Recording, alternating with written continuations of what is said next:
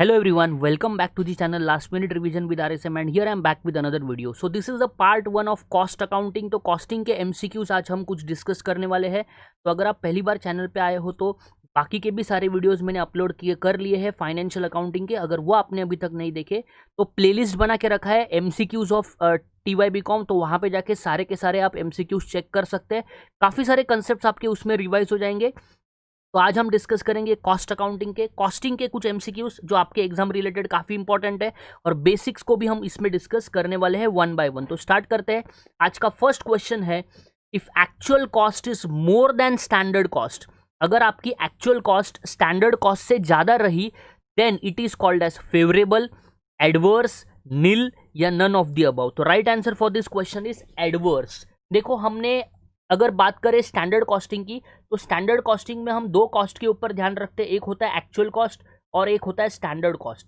अगर आपकी actual cost अगर मोर है स्टैंडर्ड कॉस्ट से, ठीक है, हम क्या करते हैं, स्टैंडर्ड कॉस्ट को एक्चुअल कॉस्ट के साथ माइनस करते हैं. अगर स्टैंडर्ड कॉस्ट हमारी 10 है और एक्चुअल कॉस्ट हमारी 12 है तो 10 - 12 करेंगे तो हमें क्या होगा, नेगेटिव आंसर आएगा. और नेगेटिव आंसर को इसमें क्या बोला जाता है, इसमें बोला जाता है adverse.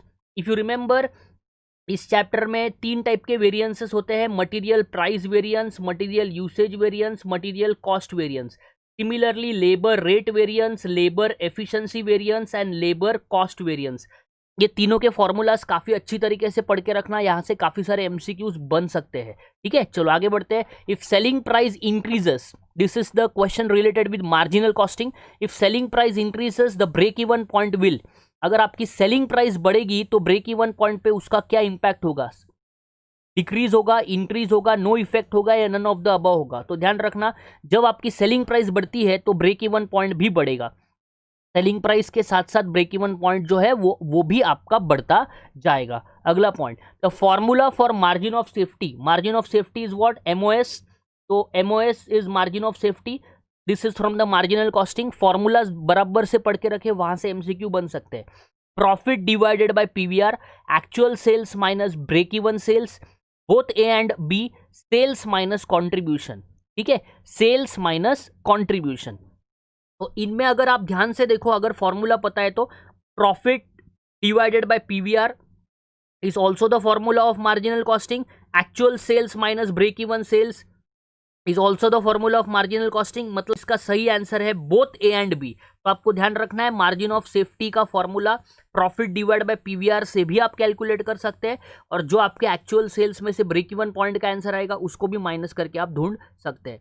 Next, that is from the cost control account. WIP ledger, that is work in progress ledger balances shows. Work in progress का जो बैलेंस है, वर्क इन प्रोग्रेस का मतलब क्या होता है, काम अभी चल रहा है. Cost of finish work, cost of unfinish work, cost of material, none of the above. I think आपको ऑप्शन से ही पता चला होगा, इसका राइट आंसर है cost of unfinish work. Unfinish क्यों, क्योंकि अभी काम चल रहा है, काम कंप्लीट नहीं हुआ है, that is unfinished work. Okay, चलो आगे बढ़ते हैं.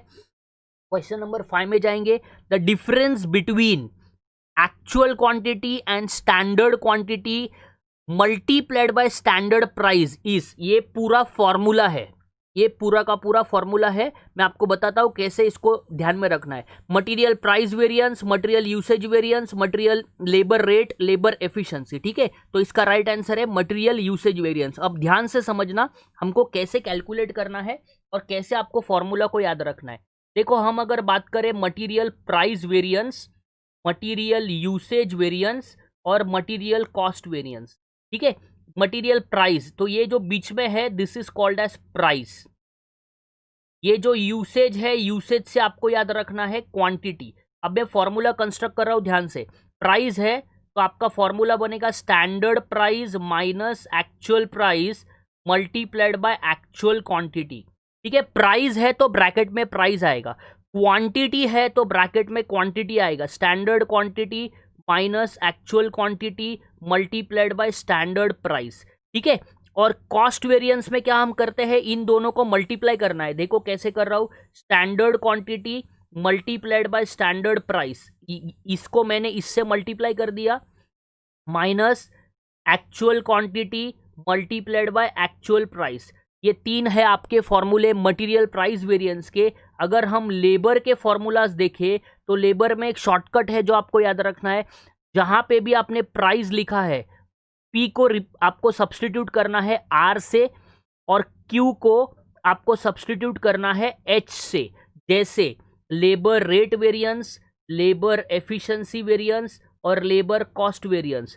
देखो लेबर रेट वेरिएंस यही फॉर्मूला लिखना है, पी निकाल के आर लिखना है, S R minus A R multiplied by A H. Efficiency variance क्या बनेगा आपका formula, S H minus A H multiplied by S R. ठीक है, और इसी को मल्टीप्लाई करो आप, S H into S R minus A H into A R. इतना ही आपको याद रखना है, बाकी कोई भी चीज आपको याद रखने की जरूरत नहीं। सिर्फ 2 फॉर्मूलाज याद रखो, बाकी के फॉर्मूलाज ऑटोमेटिकली कंस्ट्रक्ट आपके हो जाएंगे। आई होप कि आपका स्टैंडर्ड कॉस्टिंग का बेसिक मैंने इसमें से क्लियर करवा दिया है।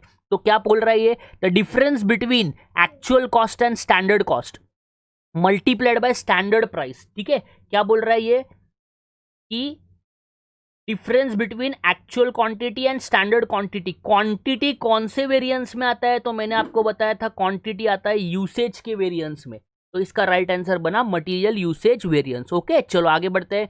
Cost allocation basis in activity based costing which is called as ABC should be cost allocation basis. Cost किस तरीके से एलोकेट किया जाता है, cost pool, activity centres, cost drivers या रिसोर्सेस। तो इसका राइट आंसर बनता है कॉस्ट ड्राइवर्स। ओके, ध्यान से। Process costing is applicable to, process costing कहाँ एप्लीकेबल होता है, repair work, paper industry, transport industry, all of the above. तो प्रोसेस कॉस्टिंग में क्या होता है, डिफरेंट डिफरेंट प्रोसेस होते हैं। जैसे इनमें से अगर देखें तो एप्रोप्रिएट आंसर बनता है आपका पेपर इंडस्ट्री, बिकॉज वहां पे पेपर बनने के लिए डिफरेंट डिफरेंट प्रोसेस होते हैं, उसके बेसिस पे, स्टेजेस के बेसिस पे ये इंडस्ट्री जो है वो काम करता है। तो right answer for this question is paper industry. Next question देखते हैं, the balance of work in progress account is equal to. तो मैंने आपको पहले भी एक वर्क इन प्रोग्रेस का क्वेश्चन यहाँ पे डाला है। वर्क इन प्रोग्रेस का मतलब क्या होता है कि काम अभी चल रहा है, कंप्लीट नहीं हुआ। तो अभी ऑप्शन से चेक करते हैं, the total manufacturing cost incurred during the period, the total cost of incomplete job. तो ये आंसर हो सकता है, आगे देखते हैं। The total cost of jobs completed and sold, the total cost of jobs completed. देखो ऑप्शन तो बहुत बड़े बड़े हैं लेकिन आपको कंफ्यूज नहीं होना है। ऑप्शन तो बहुत बड़े बड़े लेकिन आपको कंफ्यूज नहीं होना है। यहाँ पे the total cost of jobs completed, the total cost of jobs completed, तो इसका आंसर हो ही नहीं सकता। तो इसका आंसर होगा the total cost of incompleted job, because incomplete का मतलब ही WIP होता है। द पर्सन फॉर हुम कॉन्ट्रैक्ट जॉब इज अंडरटेकन, तो कॉन्ट्रैक्ट जॉब जिसके लिए अंडरटेकन किया जाता है उसको क्या बोला जाता है। ये कॉन्ट्रैक्ट कॉस्टिंग का क्वेश्चन है। एक होता है कॉन्ट्रैक्टर और दूसरा होता है कॉन्ट्रैक्टी। तो ध्यान रखना, आपका एक कॉन्ट्रैक्टर जो कॉन्ट्रैक्ट लेता है और जिसके बिहाफ पे कॉन्ट्रैक्ट ले जाता है वो होती है कॉन्ट्रैक्टी। तो person for whom the contract job is undertaken, जिसके लिए कॉन्ट्रैक्ट लिया गया है ऐसा पूछ रहा है, तो इसका आंसर होगा कॉन्ट्रैक्टी। ओके, चलो आगे बढ़ते हैं। 10 नंबर का question, when a contract work is completed to the extent of 20%। क्या बोल रहा है, contract work is completed to the extent of 20% of the contract price, profit to be credited to profit and loss account is full amount, 1/3 of profit, 2/3 of profit या nil. तो if you remember, अगर 20% तक आपका profit है तो ये क्या बोल रहा है कि when contract price is completed to the extent of 20%, तो 20% तक आपका पॉइंट है। तो इसके लिए रूल था, अगर आपको याद है तो, अगर 24% तक होगा तो पूरा का पूरा रिजर्व में ट्रांसफर होता है। ठीक है, अगर 25% से लेके 49% तक है तो 1/3 का फॉर्मूला था, और अगर 50% या उससे ऊपर रहेगा तो 2/3 का फॉर्मूला था। यहाँ पे तो 20% बोल रहा है, मतलब प्रॉफिट एंड लॉस में कुछ भी ट्रांसफर नहीं होगा, पूरा का पूरा रिजर्व में जाएगा। तो ये तो प्रॉफिट एंड लॉस की बात कर रहे हैं, तो इसका आंसर होगा नील। ओके, चलो आगे बढ़ते हैं। मैंने काफी सारी चीजें आपकी बेसिक्स भी इसमें से क्लियर करने का ट्राई कर रहा हूँ। Cost of contract is determined by preparing. तो कॉन्ट्रैक्ट का जो कॉस्ट है वो किस बेसिस पे बनता है। क्या हम कॉन्ट्रैक्ट में कॉस्ट शीट बनाते हैं? बिल्कुल नहीं। क्या हम कॉन्ट्रैक्ट में प्रॉफिट एंड लॉस बनाते हैं? बिल्कुल नहीं। बैलेंस शीट भी नहीं। तो इसके लिए राइट आंसर होगा सेपरेट लेजर अकाउंट बनता है। देखो कॉन्ट्रैक्ट में हम सेपरेट लेजर बनाते हैं ना, कॉन्ट्रैक्ट अकाउंट, जिसमें हम सारे एक्सपेंसेस लिखते हैं, सारे डिटेल्स लिखते हैं, WIP लिखते हैं, every point we are writing in that, फिर प्लांट लिखते हैं उसका डेप्रिसिएशन काउंट करके। तो बेसिकली इसीलिए एक सेपरेट लेजर यहाँ पे प्रिपेयर किया जाता है। अगले क्वेश्चन में जाएंगे, material purchases for a special job is accounted in. तो this is the question from cost control account. तो क्या ये कॉस्ट लेजर कंट्रोल अकाउंट में ट्रांसफर होगा, stores ledger control account, WIP ledger control account, या ओवरहेड्स लेजर कंट्रोल अकाउंट? तो remember, जो भी आपका स्पेशल जॉब का मटेरियल होता है ये ट्रांसफर होता है WIP में, ठीक है। Work in progress ledger control account is the right answer for this question. I hope कि आपका ये क्वेश्चन क्लियर है। Question number 13, the objective of standard costing is to control cost through. The basic objective क्या है standard costing का? Options are estimated cost, standard cost, variance analysis, none of the above. तो देखो ध्यान से important, हम standard costing में क्या करते हैं, वेरिएंसेस ढूंढते हैं। वेरिएंसेस का मतलब क्या होता है, डिफरेंसेस। हम डिफरेंस फाइंड करते हैं, किसके बीच में डिफरेंस फाइंड करते हैं? एक्चुअल कॉस्ट के और स्टैंडर्ड कॉस्ट के बीच में, ठीक है, स्टैंडर्ड कॉस्ट के बीच में। तो इनके बीच में जो भी डिफरेंसेस आता है उसी को बोला जाता है वेरिएंस एनालिसिस। तो that is called as variance analysis. Further तो इसका राइट आंसर है variance analysis. Question number 14, elements of target costing include. तो टारगेट कॉस्टिंग क्या होता है, हम पहले ही डिसाइड कर लेते हैं कि हमको कौन से प्राइस में बेचना है। तो टारगेट कॉस्टिंग काफी इंपॉर्टेंट टेक्निक है।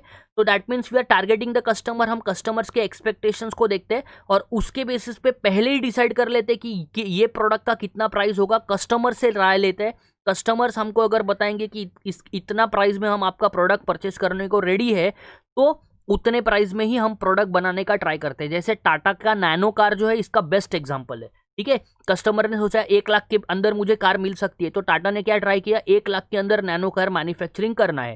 That is called as target costing का basic example. Competitors information, cost structure analysis, customer requirements, या ऑल ऑफ द अबव? तो इसका राइट आंसर है ऑल ऑफ द अबव। ये सारी चीजें टारगेट कॉस्टिंग में देखी जाती है। फर्दर आज का last question, abnormal gain, this is related with process costing. तो एबनॉर्मल गेन कब अराइज होगा?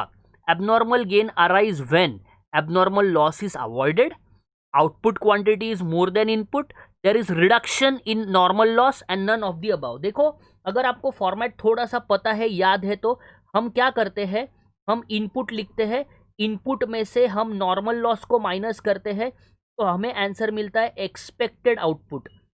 एक्सपेक्टेड आउटपुट में से हम क्या करते हैं, एक्चुअल आउटपुट को माइनस करते हैं। अगर आपका एक्सपेक्टेड आउटपुट समझो 1000 आया, अगर आपका एक्चुअल आउटपुट 1200 आता है, तो हमको 200 नेगेटिव आंसर मिलता है, और ये 200 को ही हम बोलते हैं एबनॉर्मल गेन। तो आपको ध्यान रखना है कि जब आपका एक्सपेक्टेड आउटपुट और एक्चुअल आउटपुट, अगर आपकी एक्चुअल आउटपुट आपके एक्सपेक्टेड आउटपुट से ज़्यादा है तो ही एबनॉर्मल गेन आएगा। When actual output is more, तो यहाँ पे क्या बोल रहा है, output quantity is more than input. तो ये मोर वाला आंसर यहीं पे दिख रहा है, तो इसीलिए इसका राइट आंसर बनेगा output quantity is more than input. Okay, these are the 15 questions which we have discuss. I hope कि आपको ये सेशंस अच्छे लग रहे हैं, आपको हेल्प करते हैं। अगर आपको ये हेल्प करते हैं तो आप कमेंट सेक्शन में ज़रूर कमेंट करें, ताकि मुझे भी पता चले कि you all are enjoying the session, you all are comfortable with all the points which I am explaining, और इसका आपको काफ़ी हेल्प होने वाला है। तो दो सब्जेक्ट्स फिलहाल मैंने शुरू किए हैं, एक है अपना फाइनेंशियल अकाउंटिंग, दूसरा है कॉस्टिंग। तो इसके एमसीक्यूज आपको रेगुलर बेसिस पे मिलेंगे, और जैसे कंफर्टेबल इसके एमसीक्यूज हो जाएंगे उसके बाद मैं अगले 2 सब्जेक्ट्स को ले लूँगा। That will be the point, ताकि आपके बहुत सारे एमसीक्यूज कवर अप हो जाए। और ये सारे के सारे एमसीक्यूज आपको कंबाइंड पीडीएफ फॉर्मेट में मिलेंगे। जैसे फाइनेंशियल अकाउंटिंग खत्म होने के बाद पूरा का पूरा फाइनेंस जितने लेक्चर्स लिए सबका कंबाइंड पीडीएफ टेलीग्राम के चैनल पे शेयर करूंगा। तो टेलीग्राम का चैनल अगर अब तक ज्वाइन नहीं किया तो ज्वाइन कर लो। Last minute revision with RSM, इस वीडियो के डिस्क्रिप्शन में आपको लिंक मिल जाएगा। पहले टेलीग्राम ऐप डाउनलोड कर ले और वहां से ज्वाइन हो जाए, ताकि पीडीएफ्स आपको टाइम टू टाइम मिले, नोटिफिकेशंस आपको मिलते रहे। Thank you very much from this session. Till then, as always, work harder, be smarter.